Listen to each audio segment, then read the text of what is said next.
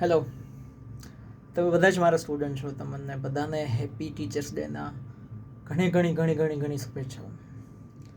કોઈને કોઈ રીતે એક સ્ટુડન્ટનો પણ રોલ હોય છે એમના ટીચર્સને ઇન્સ્પાયર કરવામાં. સ્ટુડન્ટનું જે પેશન છે, જુનૂન છે શીખવા પ્રત્યેનું, એ વધારે ફોર્સ કરશે ટીચર્સને, વધારે જુનૂનથી, ફોર્સથી, તાકાતથી, ઇમોશનથી, ફિલિંગથી ભણાવવાનું.